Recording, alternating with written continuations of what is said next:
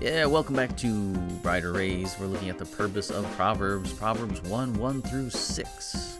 Today we're looking at towards the end of our study this week, and we're looking at how the Proverbs, the book of Proverbs, is designed to increase the wisdom of the wise. So this book is for gaining wisdom, and one doesn't have it. If no one doesn't have it yet, you're going to get it. But if you're already wise, guess what? You're going to get more. So it says, let the wise hear. Solomon calls the wise among us to come to the same book as the young and simple. So this book is really a buffet that has something for everyone. A wise person can come to it, and they're not going to walk away disappointed. They will read, and they will increase in their learning. They will increase in their wisdom. They will add more wisdom on top of the understanding insight that they already have. Wisdom gives strength to the wise man, more than 10 rulers who are in a city, Ecclesiastes 7:19. The wise know that their attainment of wisdom is imperfect and will never be complete. So the wise person knows that they need to always be learning. They will never come to a place where they stop learning. And so that's the idea here. The wise know that their attainment of wisdom is imperfect. So a finite being cannot hope to have the perfect knowledge of the infinite mind of God, yet they know that the pursuit of wisdom is the most wise act of all. It also gives guidance to the wise person. Along with the immeasurable wealth of wisdom, a wise person, as he learns the Proverbs, will also obtain guidance. The word is rooted in the steerage of a ship. And so, like the ropes when pulled would steer the ship where you want to go, so the book of Proverbs can steer the life of a wise person. The winds of doctrine are blowing about you. A storm of worldly lies and teaching surrounds you. Yet, if you are wise, you will go to the book of Proverbs and find that contained in the 31 chapters.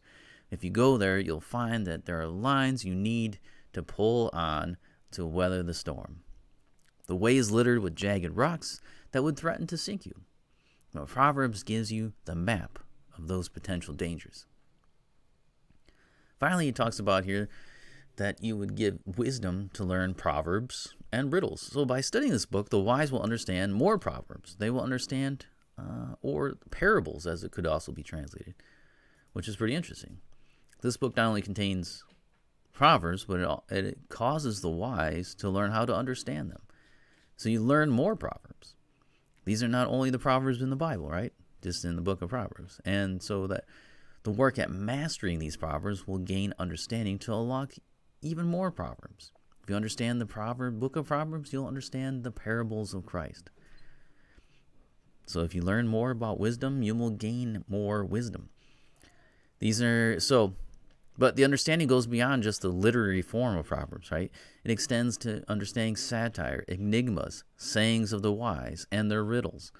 So studying this book is not just profitable within of itself, but it promises to be a key that you can use to unlock all forms of wisdom.